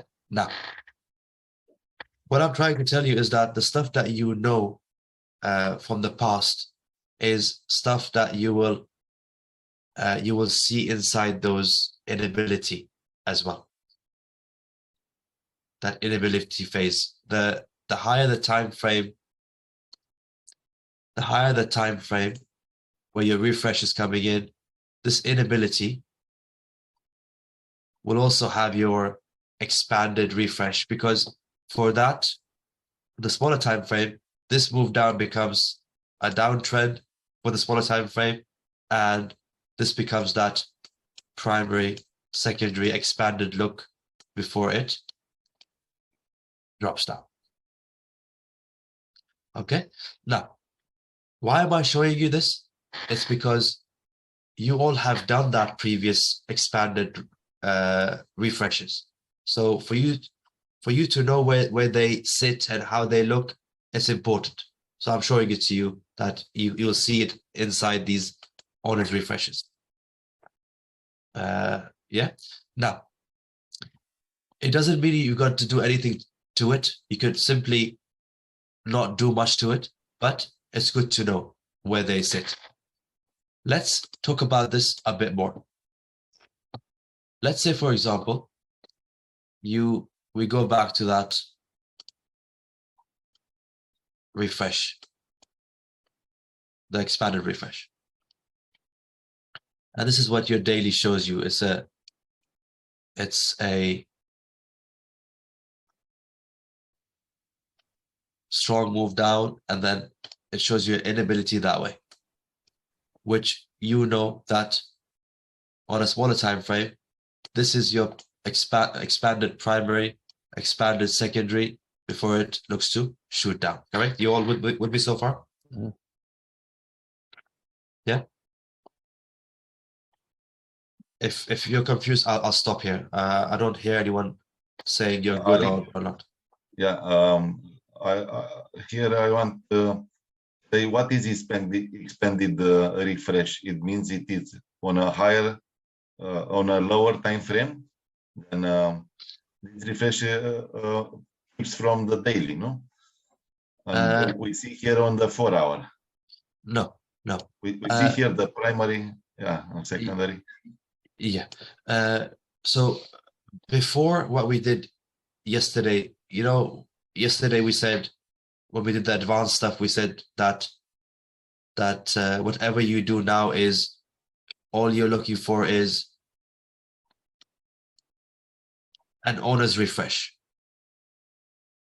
which you don't have to even take out the last buyer. It's simply drop, inability, drop. That's your refresh. Or if it's coming down, you're looking for your owner's refresh, right? Yes. But then I said to you that prior to this, you all have learned the refreshes where you have your last seller and you've got to take them out first prior to it, right? And we said yesterday that those ones, when they come in as a primary, as a secondary, they have big gaps. They belong to a much higher time frame, and we always say, okay, let's go to the higher time frame to reduce these gaps, and then you begin to see them inside an owner's refresh instead, right? You begin to see them inside an owner's refresh. That same thing is happening now on that Aussie yen. Why? Because on Aussie yen on the daily, if I open this up a bit more, okay. And on the daily, what do you have? You have highest point, a drop, and inability, a drop. What do you have? Refresh. Yeah. Owner's refresh. Owner's refresh. You have an owner's refresh. Yeah, I right? think this terminology wasn't necessarily, because there was a ton of questions yesterday. So that's probably why there's confusion now. Because like this spot, I don't think you actually got to the area yesterday where you're going to explain, but I think you're doing it now. So that's probably why there's confusion. Okay. So what you have right now is a drop, an inability, and then a drop. That's a refresh, but we call it an owner's refresh. Why? Because I haven't even talked to you about, I haven't even said, oh, make sure the last buyer is taken out. We say, no, we don't need that. We don't need that. Right? Now, so far so good, Jon? Yes, thank you. Yeah. So far so good. Now, what we say is that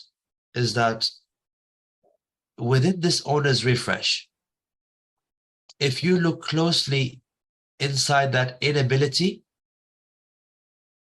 then what you'll have is you'll have a drop. That's your lowest point on a smaller time frame. And you will have your expanded refresh sitting inside this inability only. Which let's say, for example, even if you do nothing with it, but let's say, for example, you come to the 60 minutes, and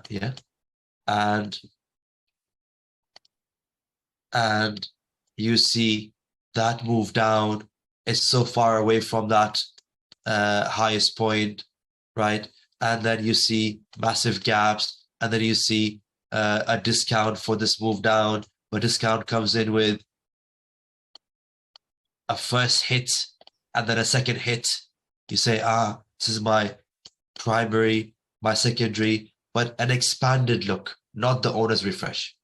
It's a refresh, but it's an expanded refresh, not the owner's refresh that you know of at the moment. But the important thing is that when you see it, you're not confused. You know what this is. You don't need to do anything with it, but you know what this is. And you know that, okay, when you have a strong move down and a refresh comes in, then the job of a refresh is to take it lower to the same low, if not even deeper. Right? And then you say, okay, well, that, and then you put it with you put it with the fact that it needs to come into either here or here, then you say, can I use that expanded refresh on the smaller time frame inside that inability and create this owner's refresh on the daily? Can I do that?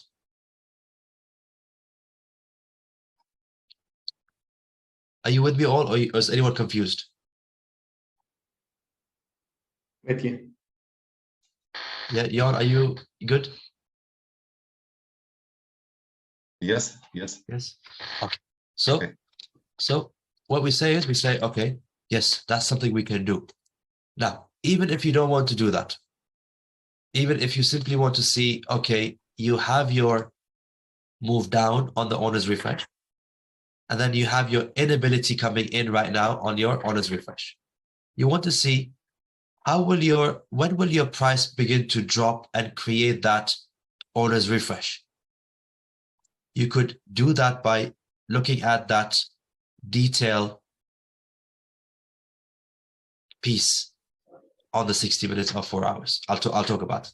So let's go back to the 4 hours or 60, doesn't matter, just to give you an idea. And this is that daily push down, which is that push down. This is that first move up, part of the inability. This is that first move up. Yeah. Now, this is your primary on the expanded refresh. This is your primary piece. This is that piece over here, but it's still part of that inability. Okay. Now, what happens next is price comes down to your trap area of the expanded refresh. Sits over here. This is that piece coming down on the daily. This is the daily. Okay.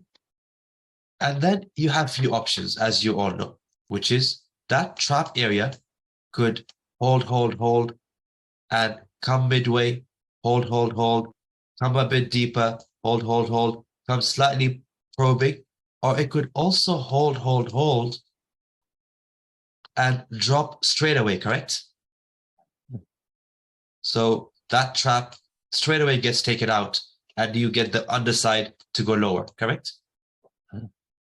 So let's say, for example, if prices did that on the expanded, it held. This is where price is right now on the expanded. It's the same area over here on the inability right now. If prices held and not do what it did right now, just held and then drop, where do you think the drop will happen over here? If you use your annotation, where do you think the trap will happen over here? Where do you think that the drop will happen over here? From here, right? Yes. Okay, so it will begin to do this, and then it will begin to do that, and then your owner's refresh will begin to come in already. Right? Your owner's refresh will begin to come in already, and this would be it for your inability, correct? Yes. Right? Now, for that to happen, if it begins to show you on the expanded look, if it begins to drop from here and never do that, you will be able to know that, look, our refresh is coming, because it won't do this anymore. It's dropped already. So your owner's refresh on the daily, if I go back to the daily, if I go back to the daily, your owner's refresh on the daily, will it look like what you have right now? Or will it do this? Or will it simply do this and then drop and already create that refresh?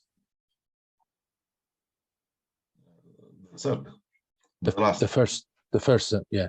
This one, right? This It one. dropped from there, yeah. Yeah. yes, So yes. in other words, what we're saying is that when you go to your smaller time frame, and you know that this piece for you is that inability piece, you can begin to time and say, look, it's beginning to go up. So, okay, it's the inability is still doing its bit. It's not going to drop anytime soon. Look, now it could be dropping and creating that owner's refresh. So what you all have learned on the expanded piece will somewhat, if you want to use it, will somewhat help you with, okay, when that owner's refresh is going to come in, how and when, if that makes sense. This has either confused you completely, or you say, no, I get it, I'm with you. No, I'm with you. Usually I'm ahead of you. This is the first time I'm confused in the entire course, but not like it's hard to explain. Just give me terminology on owners and expanded. Expanded is just a babushka doll of the owners, or is expanded within the and expanded, you see, an expanded is when let's say this piece right now, you have a move down, right? You have a move down, and you can clearly see the move down is giving you a discount, which is a discount for that piece down. You say, okay, that piece down gets a discount, and they have this piece to it. Why? Because for this seller, it's sitting over here, and it's going to do two trades, primary and secondary, right? As you know it. Primary is where it brings the price back to the trap area. Secondary is the one that drops and drops hard, right? So you know what this piece is, because you've done it in the past, where you say, I've got my last seller and it gets taken out. Look, it's a type 2. You can begin to see it visually, that it's that sort of an expanded refresh. Why expanded? Because you could see that there's plenty of big gaps between when primary comes in and when secondary comes in. And with every swing up and down, there's plenty of gaps, right? So it's more of that type of a refresh. However, the idea is that these pieces generally are telling you that you have a refresh, but this setup belongs to a higher time frame and not this. Right, understood that part. Yeah. But then, like, how do you know that your owner's refresh is confirmed until, like, you don't have an inability yet, right? Like, or you only have the inability at this point here, like when price goes below. That's what I'm saying. Like when's the owner's refresh confirmed? Oh yes. If that's confusing you, that's a good confusion. That's a good confusion. No, what I'm saying is that right now you've got a drop, and then you have this piece coming in, which is your inability on your owner's refresh. Understood, but it's not an owner's refresh yet, correct? Yes. So it's not that's owner's, what's like, right? Yeah, like, yeah. It's not an owner's refresh yet, because an owner's refresh will only get confirmed when this price goes below. When this happens. Right. So you don't really have it yet. You just have an expanded refresh of something that you're kind of anticipating. Yes. Right. Yeah, exactly. That was one of my questions at the beginning of this call, is like, when do you actually have an owner's refresh? But then it's like, when do you bloody trade? And I never use the word bloody, but I'm only saying that now because, anyway, like it's like you don't actually have it yet, but you're anticipating getting an owner's refresh, and then we're going in. You know what I mean? Like, yes. So that's what I meant earlier on, that with this setup, you're more buy bias. You shouldn't be even looking to sell this, right? Right. It's more buy bias.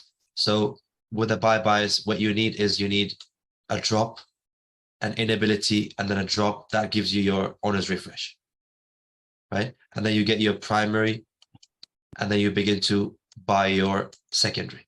So that's the ultimate game plan. Those are the low-hanging fruit trades that we should probably be starting with, as opposed to anticipating moves that we don't know are going to happen yet, right? Yes. But you're just giving it as a tool in case you want to use it. As a tool. as a tool, Right. right? So, however, this is your daily time frame, and for that refresh to complete, it may take days, right? And then for the primary to come back up and the secondary to get ready, it may take days. So in the future, if you like, or you say, I don't even want to go that far, that's fine. You say, the refresh hasn't come in yet. The owner's refresh hasn't come in yet. Can I be the one to create that move and be the one to do that owner's refresh? I got it. I'm on board now. Yeah. Yeah. So it's an option. You don't need to even do it, but you can only do it because whatever sales you do would be counter trend. You can only do it based on the reasons that we spoke about earlier, that there is a good case to do a sell on this. Otherwise, you shouldn't do a sell generally as a counter trend. Right. Yeah. Your chart really needs to be spot on, and you need to see some sort of decent push like the one we have to even anticipate this to be on it. Yes. Got it. Okay. So, and then the point was that within that inability to bring in that owner's refresh that hasn't come in yet, when you open this up on a smaller time frame, you will begin to see those expanded refreshes that you were doing in the past. That's my main point. And the reason why I'm mentioning it is so you know where you begin to spot those bigger refreshes or expanded refreshes, but you don't need to do anything with it. All you're looking for is these owners refreshes. That's it, nothing else. But I'm simply mentioning it so you all can, it will help you with expand your chart reading. So you know where these pieces are and where you can find them. Yeah. Yeah, and last thing, if the secondary probes that is not invalidated is also one of the questions on like the I think Donald might have asked it in terms of like if we get some sort of wick or some sort of probe that is not invalidated yet, or does it invalidate the second it goes below? Use your Or annotation. above. What do you mean? Sorry, this right here, right? Like this technically goes above that primary. Like if you can just quickly go over like what is an invalidation where we go to the higher time frame, or what's not an invalidation of the actual secondary, right? Okay. Like that would be helpful. Okay. Now let's leave that aside for now, because this is your inability piece. If you looking at the owner's refresh right now, which is you have a drop.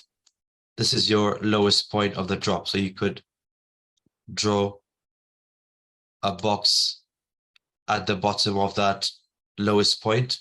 And as it's going higher, doing your inability, just complete that piece. And that becomes your inability piece. What it means is once you begin to break below this box to the bottom, you have your owner's refresh confirmed. Yeah. So if it begins to come down and probes right back in without any body closing, do you have an owner's refresh? No, No. we do not. Okay. If it begins to come down and it closes as a body, now do you have an owner's Yes, I refresh? have it. Yeah, Yep. that's the answer to it. That's the answer to it. What you were seeing earlier is to do with the expanded piece. That's within the inability. Don't worry about this at this stage.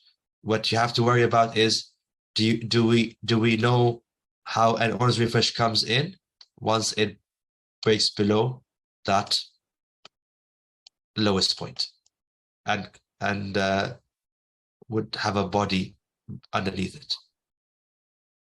Does that make sense, Nicholas and Donald? Yeah, it makes sense, but I guess like the only thing we have to worry about, right, is if this primary comes in, right, and this secondary even goes a tick below this, that is invalidated, right? That's different from the expanded refresh is what you're saying?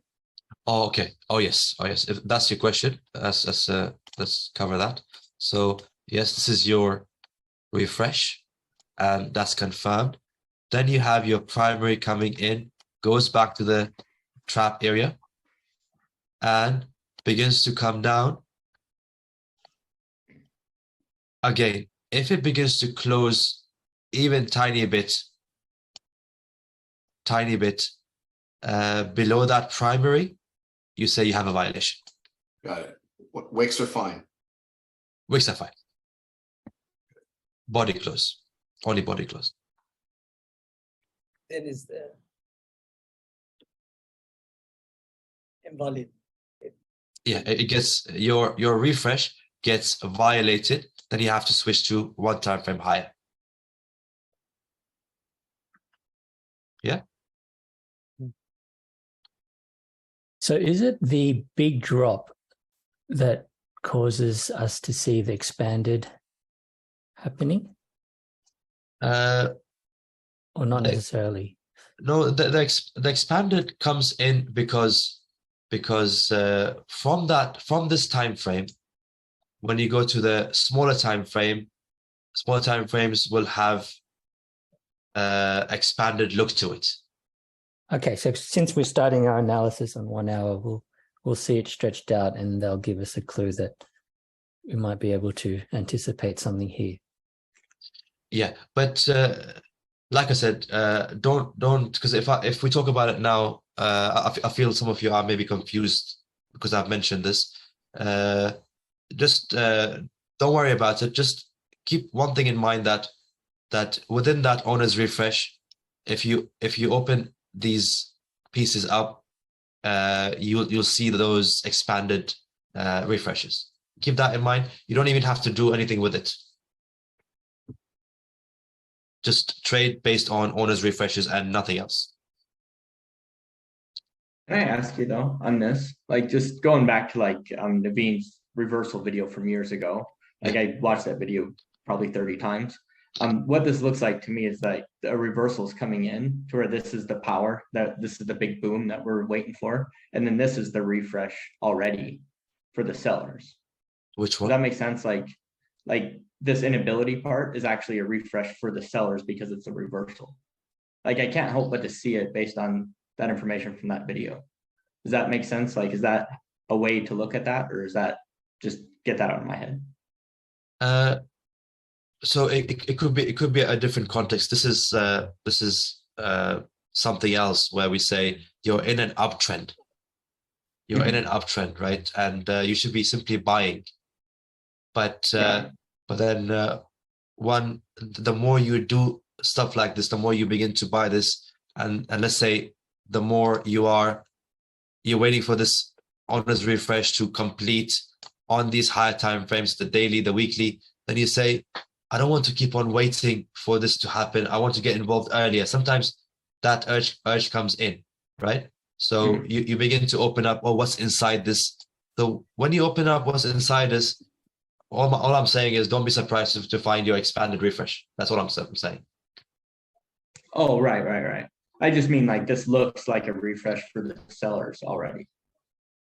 Does that make sense? Like let's say that there's something bigger that says that this is actually a sell and this is a pullback. This looks to me like this is a sell coming down, and then this is its refresh. Does that make sense? It is on a smaller time frame. However, you're spot on. However, because you're in an uptrend, then that piece, and let's say you have a pullback refresh to sell on a smaller time frame, because you're against the big story, then it could simply do this, and then take off.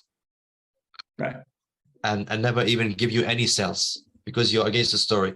But over here, we're saying the reasons why we're looking to sell is so and so. That's why a counter trend in this scenario, we have built a case for it. That's what we're saying. Okay. All right. Just wanted to make sure if I need to get that out of my head, and I clearly do. So, okay. All right. Thank you. No worries. Okay, let's wrap up here, and